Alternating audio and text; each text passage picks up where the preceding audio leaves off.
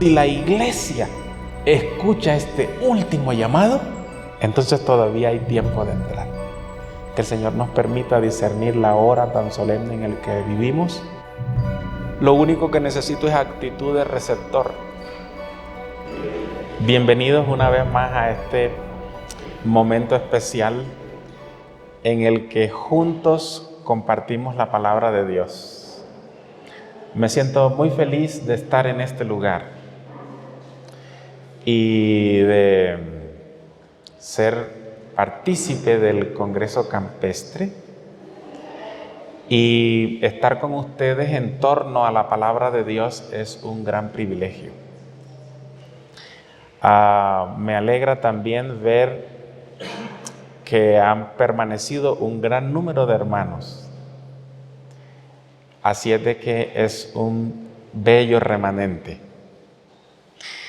Vamos a seguir estudiando un poco acerca de la nación judía, de la iglesia judía, porque yo creo que hay muchos episodios de la historia de ellos que se repiten con la iglesia Laodicea, con nosotros. Ayer les mencioné una cita, pero hoy quiero leerla para sentar la constancia de lo que dijo el espíritu de profecía con relación al tiempo de gracia que tenía Jerusalén, el pueblo de Israel. Fíjese lo que dice el deseo de todas las gentes, la página 531. Deseo de todas las gentes, página 531.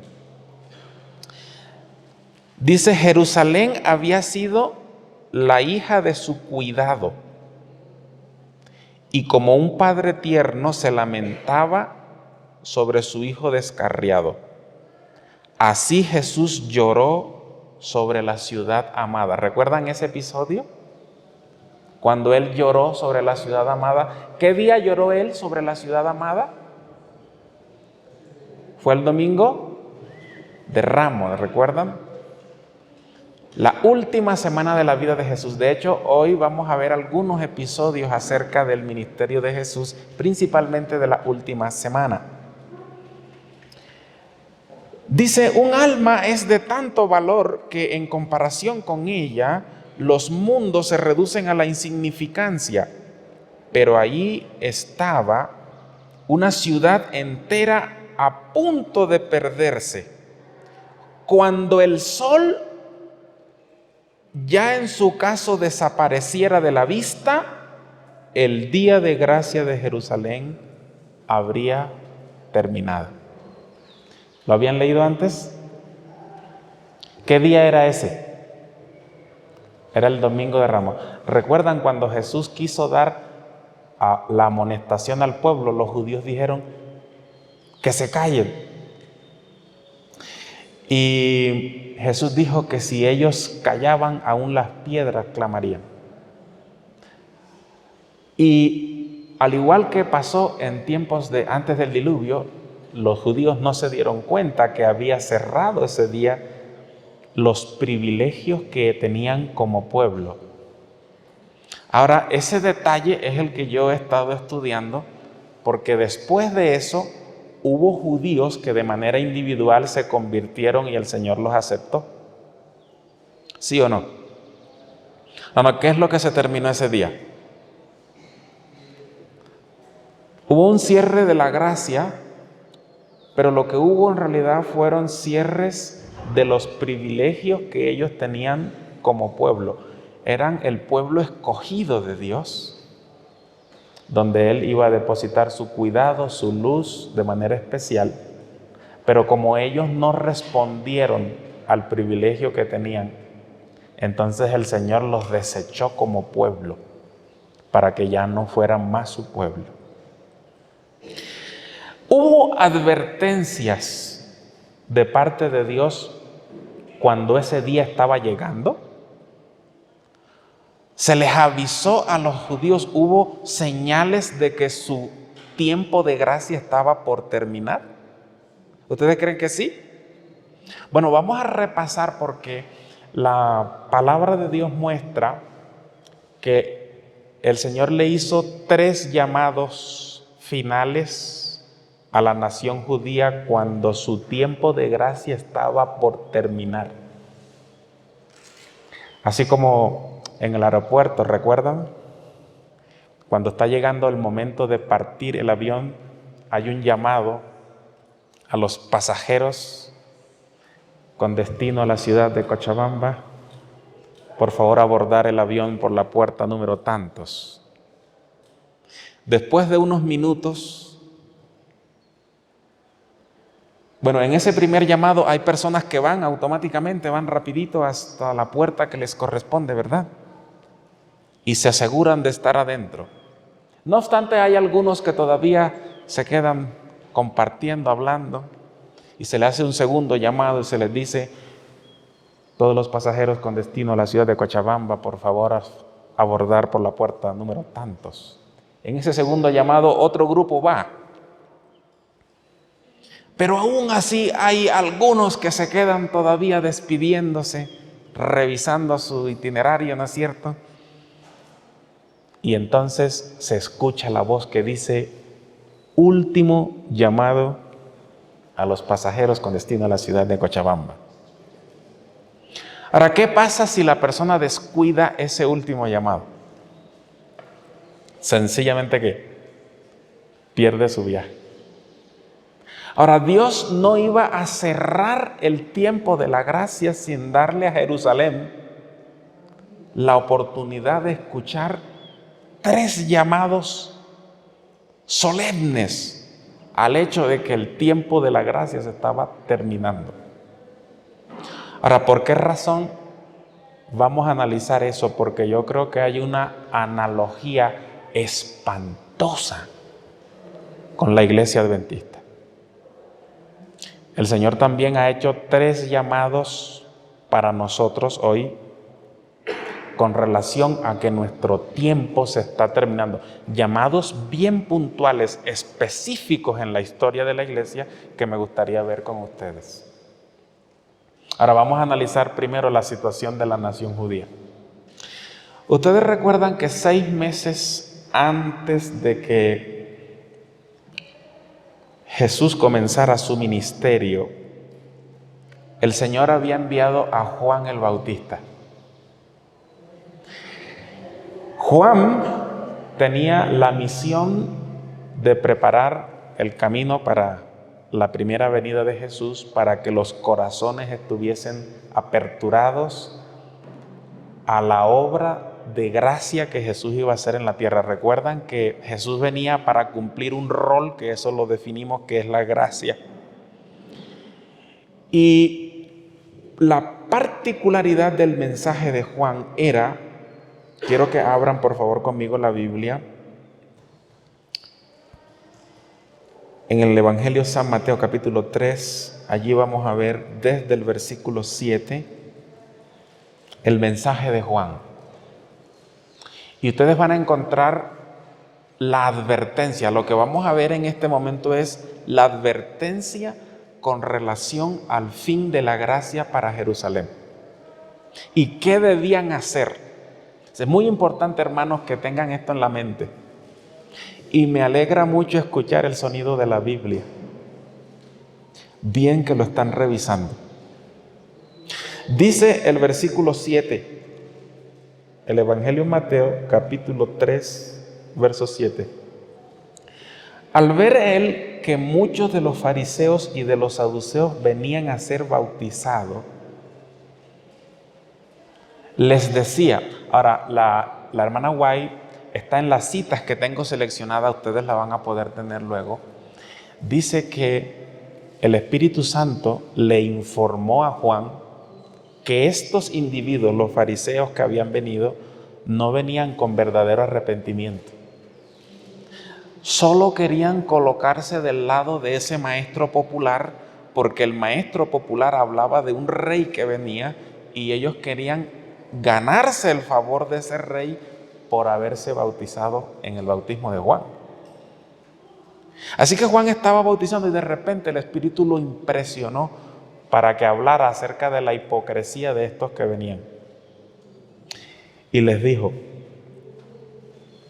generación de víboras, ¿quién os enseñó a huir de la ira venidera? Noten el lenguaje, el contexto del mensaje. ¿Qué es lo que viene? Una ira.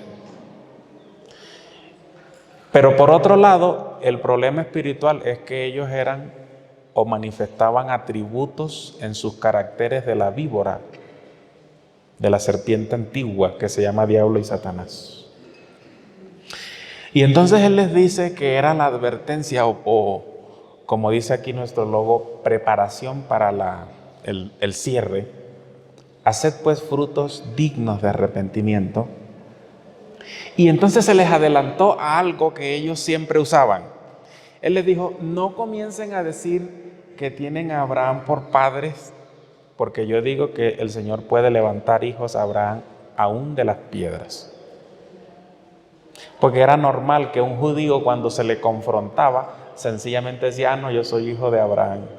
Y por lo tanto, ese hecho ya me da la seguridad de recibir las promesas. Y entonces el profeta le dice: ya, escuchen la advertencia, verso 10, ya también el hacha está puesta a la raíz de los árboles. Yo les pregunto, ¿ese día se iba a cortar el árbol? No, solamente ese día el hacha estaba como afilada, lista para cortar. Todo árbol, ahora va a usar una figura que yo quiero que se mantenga en la mente de ustedes, porque el profeta va a usar una figura para ilustrar la vida espiritual. Un árbol. Todo árbol que dé fruto no se va a cortar, porque está rindiendo fruto, está cumpliendo el objetivo por el cual alguien plantaría un árbol. El espíritu de profecía dice que no se valoriza un árbol por el nombre que tenga. Imagínese que usted tiene un árbol que se llama palta y nunca da una palta,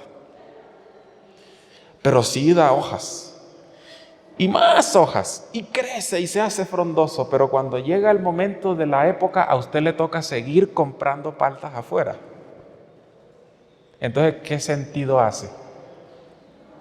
El profeta compara a la nación, dice: ustedes son como un árbol que no ha dado fruto, pero saben, Dios no quiere cortarles, les envía un mensaje: den frutos de arrepentimiento, pero si no, sepan que de paso el hacha se está afilando, está colocada ahí ya lista para un juicio destructor. Dicho sea de paso, no era un juicio retributivo, que son los juicios de Dios después de la gracia. Por eso sabemos que lo que se acabó en Jerusalén fueron privilegios de pueblo,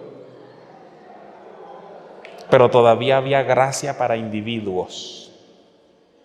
Así que los juicios destructores de Dios tenían como objetivo llamarlo. Aquí había una advertencia: el hacha está puesta y hay que hacer frutos dignos de arrepentimiento. Luego, en el deseo de toda la gente, esta cita quiero compartirla con ustedes. En la página 75 dice: en tiempos de Juan el Bautista, la codicia de las riquezas, el amor al lujo y la ostentación se habían difundido extensamente.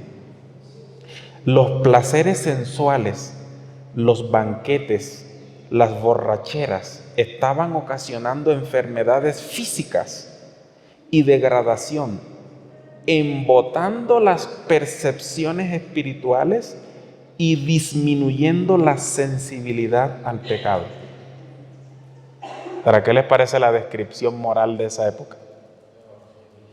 Pareciera que estuviera hablando de ahora, ¿no?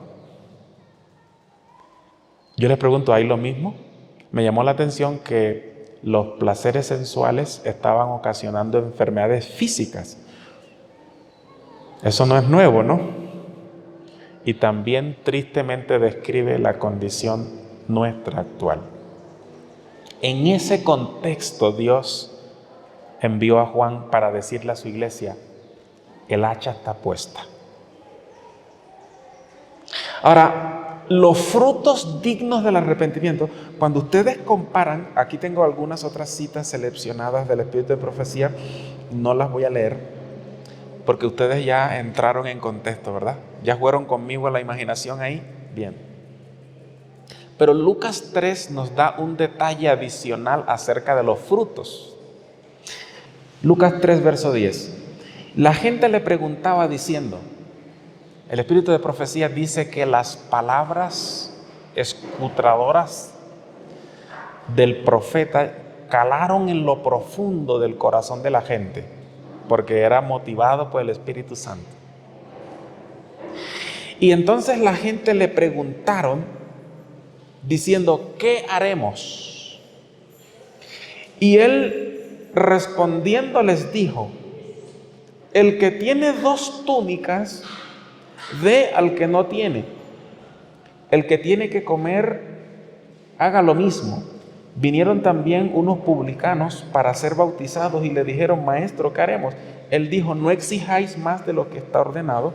También preguntaron unos soldados diciendo, ¿nosotros qué hacemos? Él les dijo, no hagáis extorsión a nadie, ni calumniéis, y contentaos con vuestro salario. Ahora, ¿qué le parece esa descripción de los frutos? Todas tienen que ver con relaciones interpersonales, ¿sí o no? Ahora, ¿qué requisito debía cumplir una persona para poder donar una túnica? ¿Tener cuántas? Tener por lo menos 2. ¿Han leído ustedes en Gálatas 5 los frutos del Espíritu Santo? Que también tienen que ver con relaciones interpersonales. ¿Recuerdan que hemos visto que el trabajo del Espíritu Santo es sencillamente la gracia? Entonces, cuando la gracia se posesiona del corazón, entonces puede evidenciarse el verdadero amor que se refleja en las obras de amor.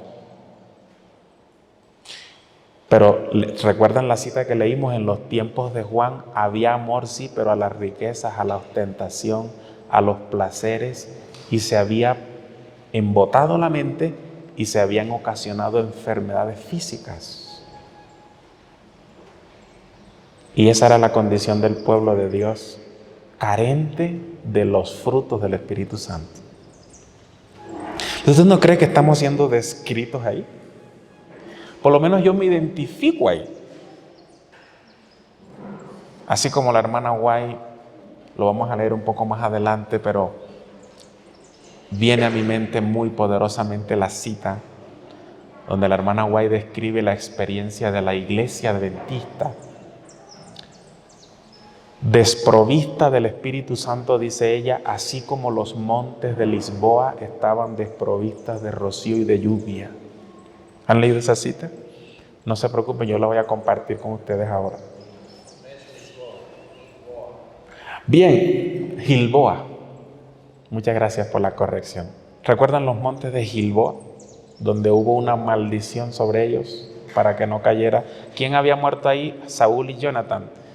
Y David había pronunciado esas palabras y Dios honró la maldición. Ok. ¿Qué creen que pasó con esa advertencia?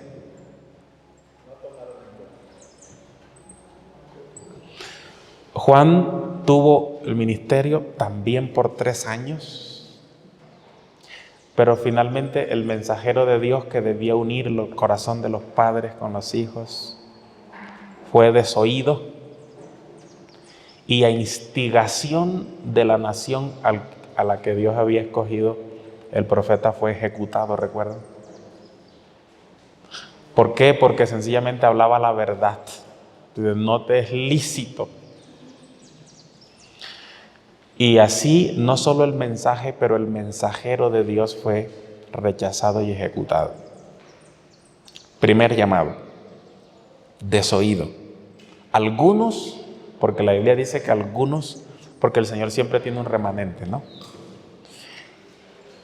Pero el mensaje que fue general, de manera general por la nación de su oído, aunque algunos, así como el ejemplo del aeropuerto, algunos cuando escuchan ese primer llamado, inmediatamente van y son bautizados. Pero bueno, transcurrieron 3 años. No tengo tiempo para demostrar el orden escatológico entre el ministerio de Cristo y de Juan el Bautista. Pero saben, en el libro de Lucas, capítulo 13, nos describe un evento que pasó después de 3 años de que Juan había dado la primera advertencia. La hacha ya está ahí puesta. Pasaron 3 años hasta el segundo llamado. Lo encontramos en el Evangelio de Lucas, en el capítulo 13. Nosotros vamos a comenzar leyendo en el verso 6, pero si ustedes analizan del verso del 1 al 5, el contexto de esta parábola es que Jesús les habla a ellos acerca de la importancia del arrepentimiento. De hecho, le contaron, le dijeron, maestro, hubo una torre que se cayó y mató a 18, pero ellos lo decían en el sentido de que, tan pecadores debieron ser esos 18, que les cayó una torre. Y Jesús les dijo, no piensen que esas personas eran más pecadoras. Os digo que si no os arrepentís, todos pereceréis igualmente. Si ellos hubieran aceptado el mensaje de Juan 3 años antes, ¿hubiese sido necesario seguir insistiendo en el arrepentimiento 3 años después? No. Eso evidencia que no había surtido el efecto que Dios quería, esa advertencia. Ahora les cuenta una parábola. Y fíjense, hermanos, no piensen que es casualidad. Jesús vuelve a usar la figura que había usado Juan. Dijo el verso 6, dijo también esta parábola: tenía un hombre una higuera plantada en su viña y vino a buscar fruto y no la halló. Esa no era una figura nueva. Ellos debieron haberse acordado de quién, de Juan, que usó esa planta para ilustrar la experiencia espiritual. Ahora fíjense, y dijo al viñador: he aquí hace 3 años vengo a buscar fruto de esta higuera y no lo hallo. ¡Córtala! ¿Por qué 3 años? Era el ministerio de Juan. En realidad Dios tenía más de 3000 años ya de cuidado con su pueblo, pero Jesús se está refiriendo principalmente al periodo que pasó entre la primera advertencia. Hace 3 años que vengo a buscar fruto, porque ya yo dije que eran los frutos dignos de arrepentimiento, de relaciones interpersonales, del Espíritu Santo. Hace 3 años vengo, ¿y qué pasa? No hay. Entonces el dueño, el Padre Celestial, ese día ya había decretado el corte. Córtala. Pero el jardinero, que es Jesús, ¿están de acuerdo? El jardinero, que es Jesús, se interpuso, así como lo hizo desde el Edén. Por eso es el maravilloso Salvador. Dice entonces, verso 8, él respondiendo le dijo: Señor, déjala todavía este año. Noten que este es un lenguaje singular. ¿Cuánto tiempo más? ¿Recuerdan ustedes, tal vez ustedes recuerdan, que Jesús, describiendo su misión, primero en Isaías 61, pero después en Lucas 4, él dijo que había venido a predicar el evangelio a los pobres, a sanar a los oprimidos, a dar libertad a los cautivos, ¿recuerdan? Y luego hay una frasecita ahí al final, Lucas 4:19, dice: y a predicar el año agradable de Jehová. ¿Se preguntaron alguna vez qué es eso? No los años agradables, en singular, el año agradable de Jehová. Estaba descrito en el Antiguo Testamento acerca de la misión de Jesús, porque es exactamente lo que Él se propone ahora con la higuera. Dice, déjala un año hasta que yo cabe alrededor de ella y la abone. Es decir, voy a intensificar los cuidados. Voy a abonarla, voy a aflojar la tierra para que haya oxigenación. Vaya. ¿Qué representaría eso? Hermanos, cuando ustedes analicen, que dicho sea de paso es una de las motivaciones que quiero dejarles, analizar el ministerio de Jesús, pero viendo en el orden escatológico en el que Él desarrolló sus actividades, los mayores milagros, los más preciosos sermones, las más preciosas advertencias que Él dio, las dio en ese año. En ese año, Él resucitó a Lázaro. Es interesante que ustedes pudieran hacer ese recuento, demostrando así el poder que tenía de vivificar el alma que estaba muerta también en delitos y pecados. Nunca había salido públicamente para decir yo soy, pero dice la Biblia que en el último y gran día de la fiesta, ustedes se dan cuenta, eso está dentro de ese año, Él se levantó y dijo, si alguno tiene sed, venga a mí y beba. El que bebe, el que toma del agua, de su interior saldrá un río de agua viva que puede satisfacer la sed no solo de él, sino de todos los que están a su alrededor. No hubo nada que Jesús no dejara de probar. Pero aquí en Lucas 13, Él les está transmitiendo lo que ya Dios había dicho. Córtalo. El tiempo se acabó. Pero Jesús les advertía que ahora les daba unos minutitos de tiempo adicional. ¿Recuerdan cuando se termina oficialmente el compromiso? Luego se añaden unos minutitos adicionales. Y eso Dios estaba haciendo con su pueblo. Algunos lo percibieron. Un pequeño remanente, algunos de sus hijos hicieron los frutos dignos de arrepentimiento, pero la ciudad entera quedó enceguecida. Transcurrió el año y llegamos a la última semana de la vida de Cristo en la tierra. Había pasado exactamente un año. Faltaba un año del ministerio de Jesús cuando Él dijo que Dios había ordenado que se corte. Pero en Marcos 11, cuando ustedes analizan los tiempos, van a encontrar que ha pasado un año. ¿Qué pasó durante eso? Porque la parábola termina ahí y no se muestran los resultados del trabajo que hizo el jardinero. ¿Qué dijo él que iba a hacer durante ese año? Iba a abonar, iba a cavar, iba a hacer... Y ahí en la parábola no se muestra el resultado. ¿Por qué? Porque esa parábola estaba en desarrollo.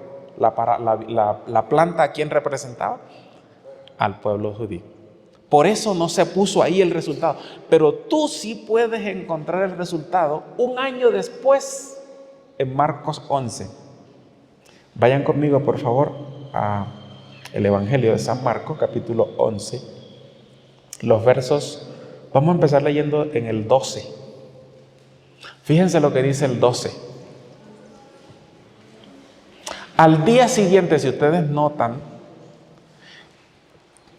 si cuando hagan el repaso de la última semana de Jesús, se van a encontrar que esto fue el día lunes, el último lunes de Jesús en la tierra.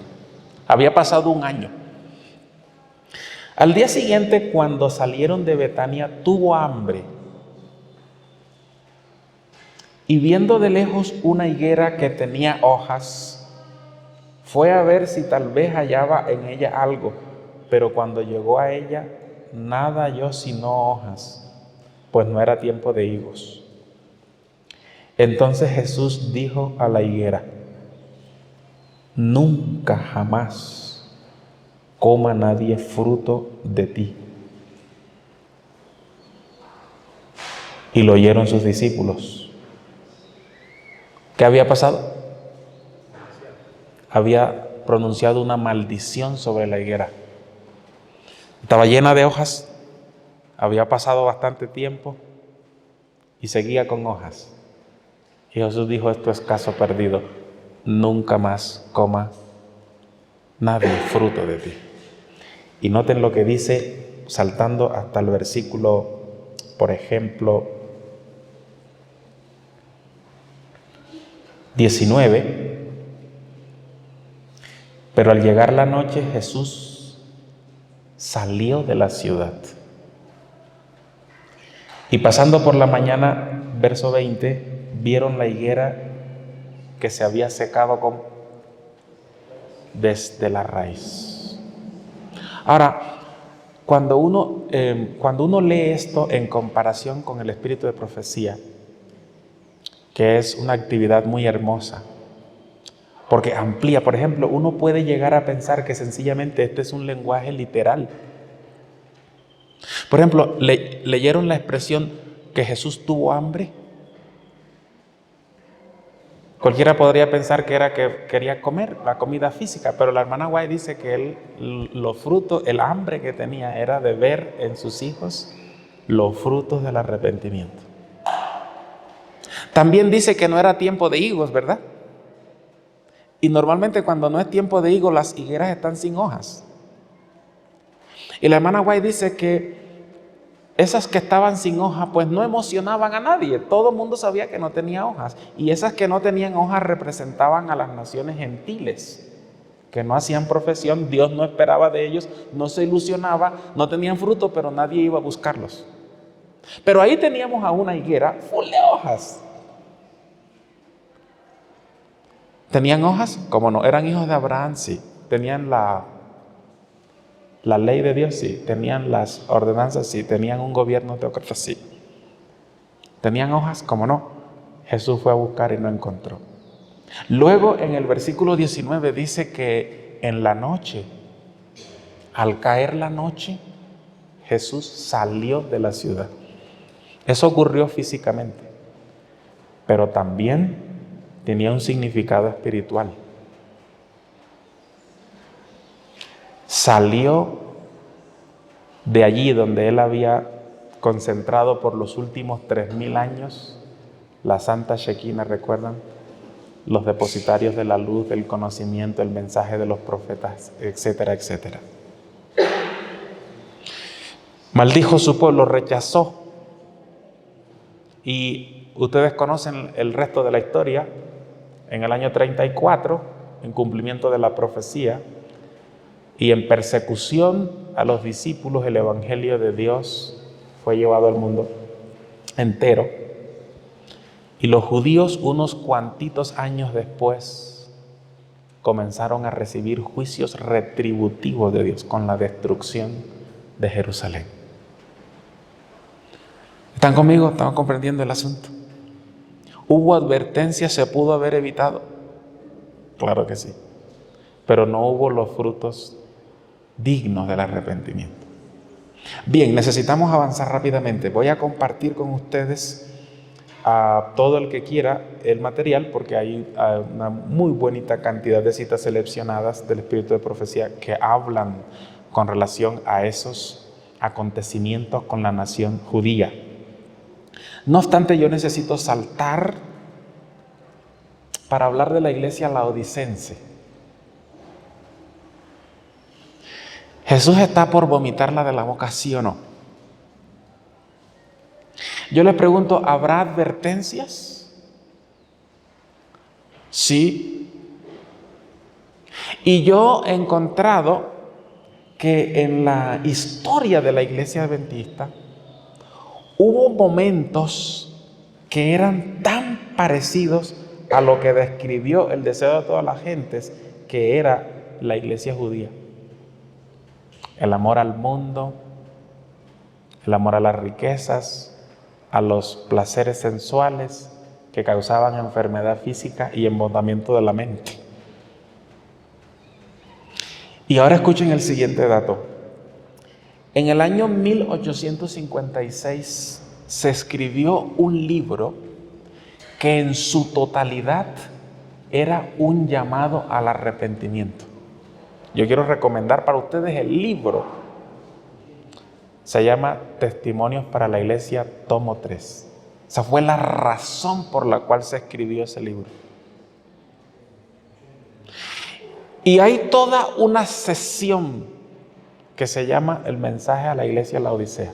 El libro arranca diciendo: el mensaje a la iglesia de la Odisea se aplica al pueblo de Dios en la actualidad.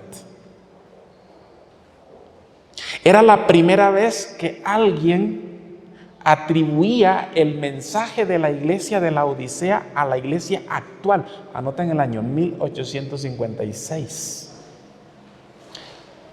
¿En qué momento pasó a ser la Odisea? Porque recuerdan que esas mismas personas, los pioneros, cuando estudiamos los mensajes a las iglesias, el periodo de ellos correspondía a la iglesia de Filadelfia, ¿recuerdan? La del amor fraterno.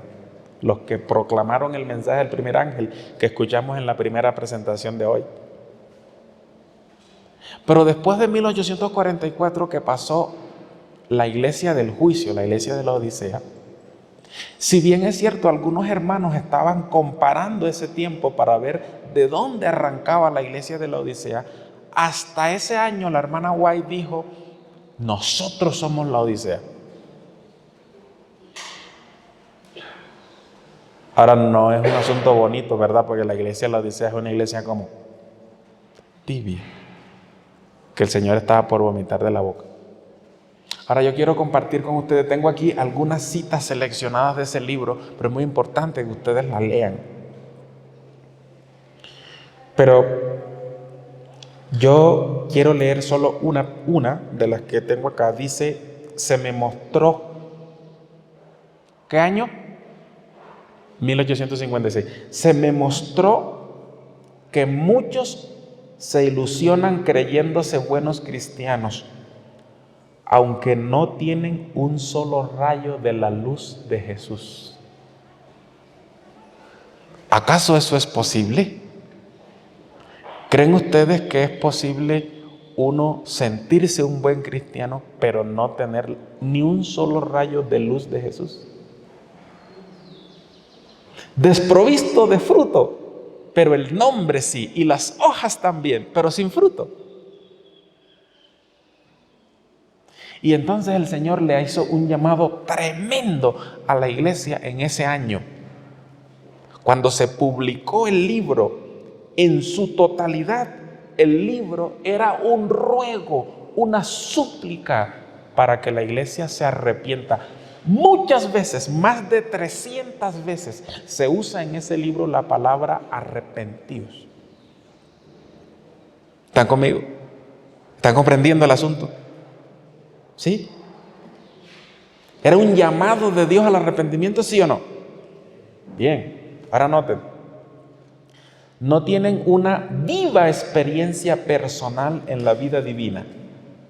Necesitan humillarse profunda y cabalmente delante de Dios antes de sentir su verdadera necesidad de realizar esfuerzos fervientes y perseverantes para obtener los preciosos dones del Espíritu. ¿Qué necesidad tenía la iglesia? Arrepentirse y humillarse cabalmente, sentir su necesidad para que el Señor pudiera darle los frutos del Espíritu que tienen que ver con relaciones interpersonales. ¿No les parece una repetición de la historia? ¿No les parece una analogía extremadamente igual? ¿No les parece que es terrible lo que estaba ocurriendo? Sigue diciendo la preciosa cita: Dios conduce a su pueblo paso a paso. La vida cristiana es una constante batalla y una marcha. No hay descanso en la lucha. Es mediante esfuerzos constantes e incesantes como nos mantenemos victoriosos sobre las tentaciones de Satanás. Y entonces, ahí ahora les habla de una marcha, de una lucha, de un proceso, cómo se puede ser victorioso sobre los pecados que estaban ocasionando la ruina. Y les dijo, solo en esa cita encontramos 3 o 4 veces la palabra necesidad, que se humillen, que se arrepientan. Con ese objetivo se escribió el libro. ¿Tienen el libro? Yo les invito a que lo lean una vez más, pero ahora en el contexto en el que fue escrito. A veces uno piensa que sencillamente la hermana se sentó y no tenía mucho más que hacer y entonces escribió. No, era la inspiración divina dado a la necesidad del momento. Y lo que la iglesia necesitaba justo ese día. Ahora, ¿qué creen ustedes que pasó con el primer llamado? Voy a darles un dato. Hubo necesidad de escribir 6 tomos más. Testimonios para la iglesia hasta el tomo 9. ¿Qué hablan esos tomos?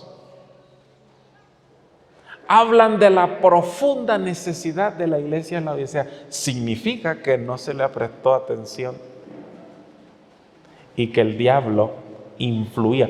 Porque una de las citas que compartí con ustedes ayer dice que los ángeles de Dios influyen en la mente y en el corazón para ayudarnos a decidir lo correcto, pero que Satanás y sus ángeles también influyen para sacar ventaja y llevarnos al extremo de la liberalidad, donde no hay discernimiento acerca de lo que es pecado, o al extremo del legalismo, donde la experiencia del pueblo está seca, como los montes de Gilboa.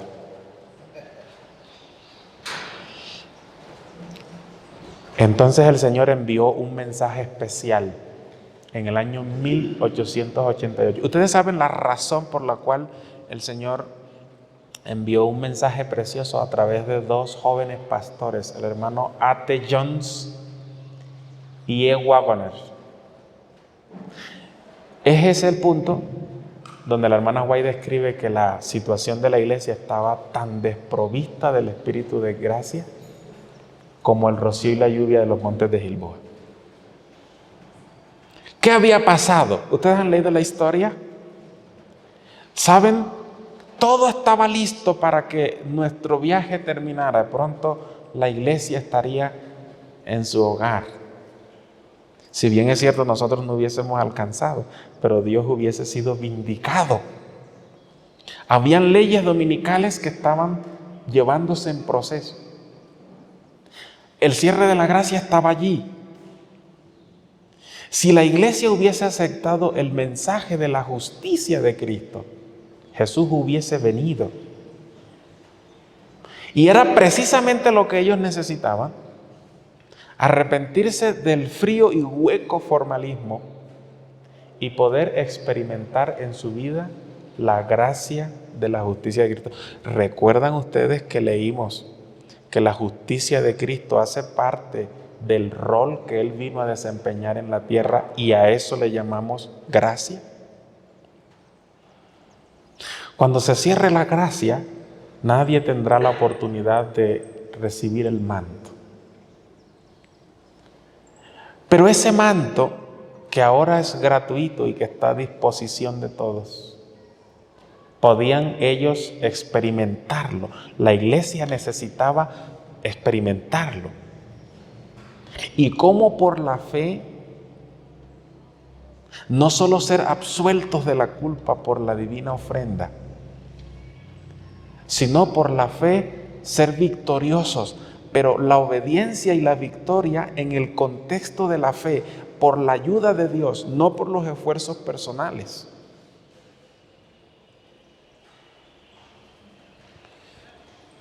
Y eso le hubiera dado vida, vivificación a la iglesia. Y sin embargo, encontramos que no solo el mensaje fue rechazado, los mensajeros también.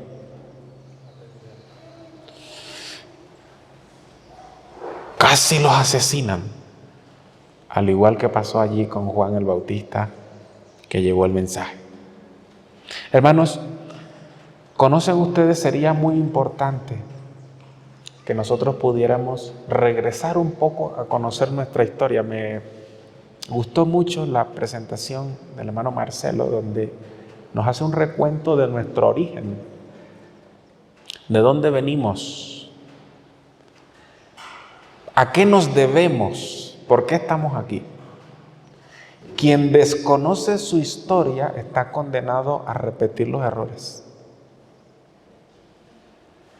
¿Ustedes creen que la iglesia ha llegado otra vez al punto de estar como los montes de Gilboa?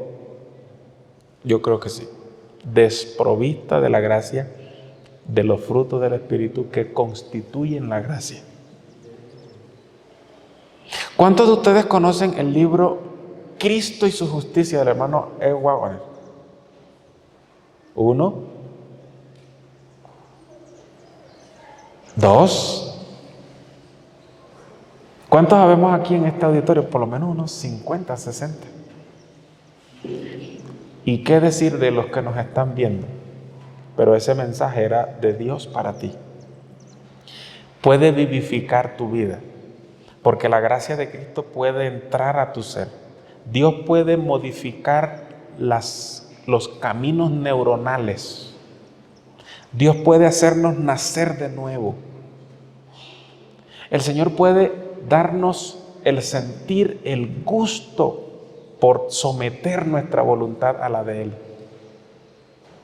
Dios puede darnos victoria sobre todos nuestros pecados, de tal manera que un día no necesitemos enviar más pecados al santuario y por un tiempo vivir sin intercesor. Eso es lo que decían los hermanos Wagner y John. Decían, mira, la justicia de Dios son 2 regalos. La gracia de Dios tiene 2 fases. La primera es la gracia perdonadora, que te absuelve de los pecados, que perdona tu culpa si solo crees y confías en el Cordero de Dios. Y ese es un regalo de Dios, pero Él no solo se quedó, Él te da otro regalo, te da la gracia para vencer el pecado, que también es un regalo divino y que en cooperación con Él lo lograrías.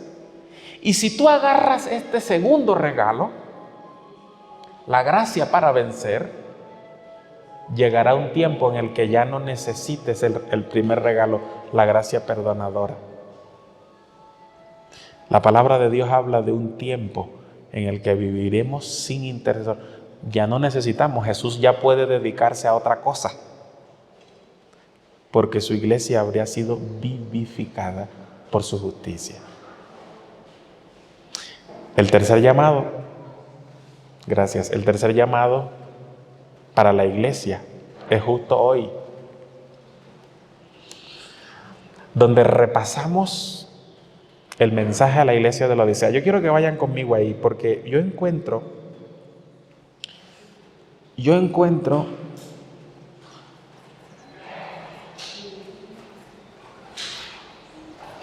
hay algunas citas que no voy a leer por motivos del tiempo.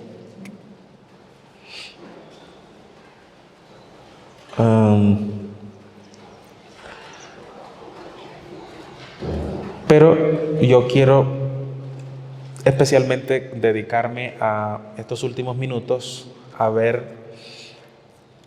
el consejo del testigo fiel. Porque saben, el mensaje a la iglesia de la Odisea no es un mensaje de desesperanza. La razón por la cual estamos aquí y por la cual dedicamos tiempo a la investigación es porque todavía la puerta está abierta.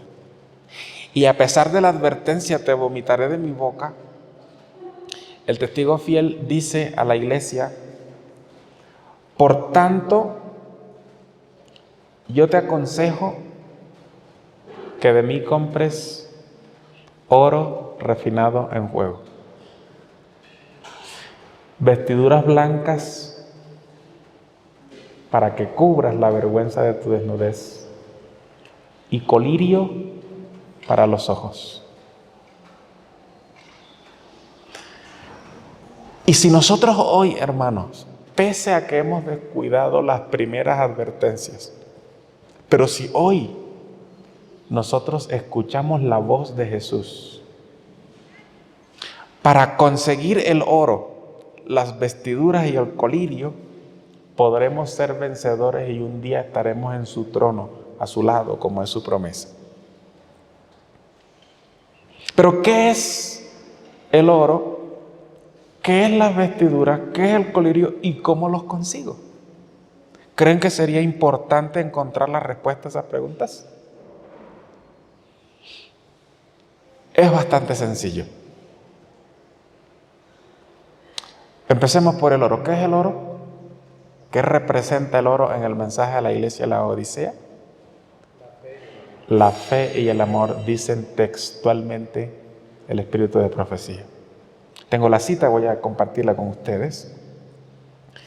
Dice la hermana Guay, agradecemos a Dios. Fíjense, esto está comentándose del mensaje a la iglesia de la Odisea y al final hay una luz de esperanza para la iglesia. Y ella dice, agradecemos a Dios por ello. Yo les pregunto, ¿no creen que es un motivo de gratitud el hecho de que Dios todavía no cerró esperándonos? Y agradecemos a Dios porque hay almas que comprenden que necesitan algo que no poseen. El oro de la fe y el amor. Así que no necesitamos inventarnos el significado. La pregunta clave es, ¿cómo puedo conseguir la fe genuina?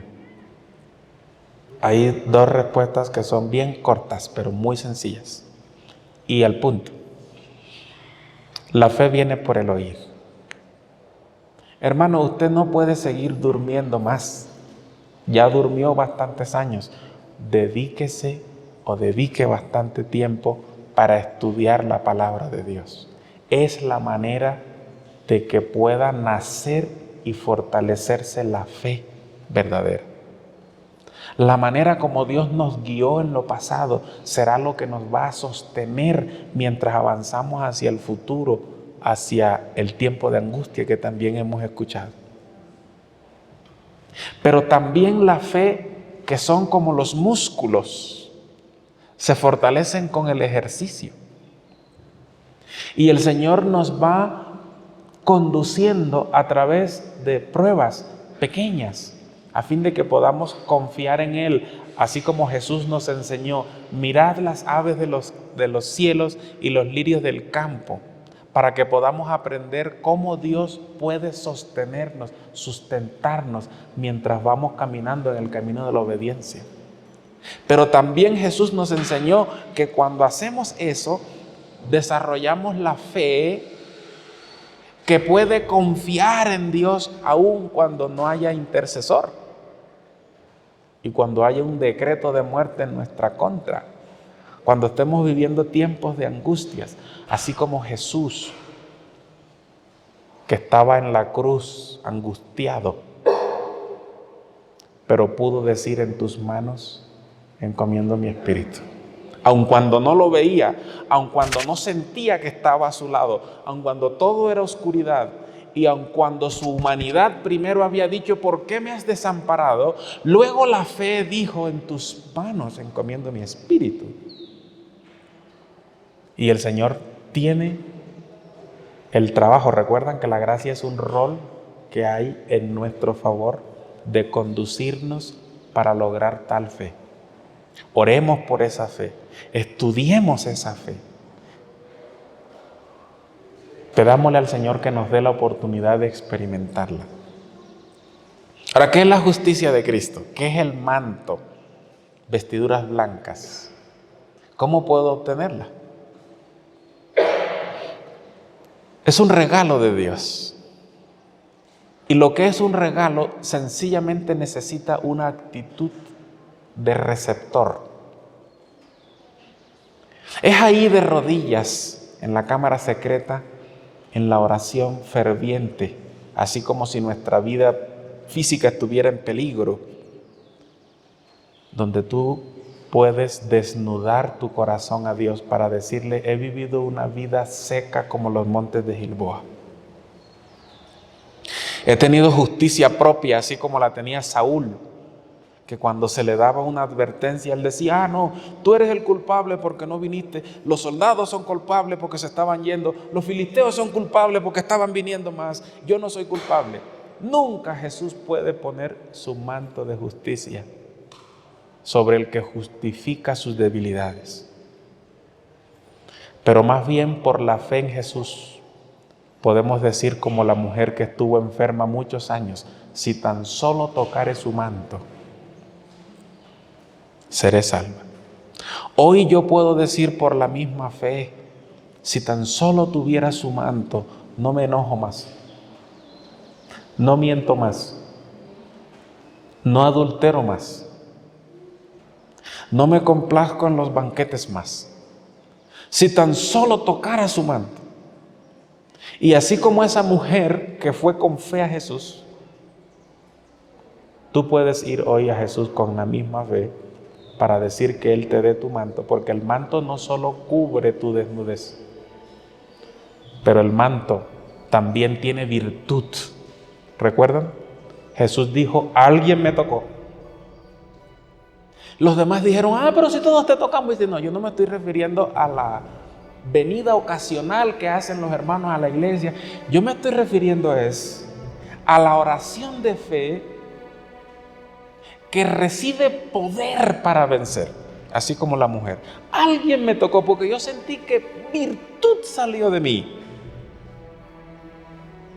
Y ese es el precioso manto, es el consejo del testigo fiel. Finalmente, el colirio, ¿qué es qué? ¿Qué representa? El Espíritu Santo, que nos da el discernimiento espiritual. ¿Cómo consigo yo el Espíritu Santo? Recuerdan que ayer leímos que también es el don más precioso que el cielo, que Jesús podía demandar del Padre. Es un don. Lo único que necesito es actitud de receptor. El Señor Jesús dijo: si ustedes siendo malos, ¿quién de ustedes, si su hijo le pide pan, le dará una piedra? ¿Quién? Y Jesús dijo: si ustedes siendo hombres malos saben dar buenas dádivas a sus hijos, ¿cuánto más el Padre dará el Espíritu Santo a los que se lo a los que se lo piden? ¿Qué es pedirlo? Es orar, es arrodillarse, orar con el entendimiento. Señor, necesito el Espíritu Santo para que me convenza de mi condición. Lo necesito para que me permita nacer de nuevo como a Nicodemo. Necesito para que Gálatas, los frutos del Espíritu sean reales en mí. Lo necesito para que me dé poder para testificar. Y el Señor se complace en darnos el fruto del Espíritu, en darnos el Espíritu, en darnos la buena dádiva. Y ese es el colirio. Si la iglesia escucha este último llamado, entonces todavía hay tiempo de entrar. Que el Señor nos permita discernir la hora tan solemne en la que vivimos y que podamos tomar esa decisión como iglesia, como familia e individualmente. El Señor les bendiga. Amén.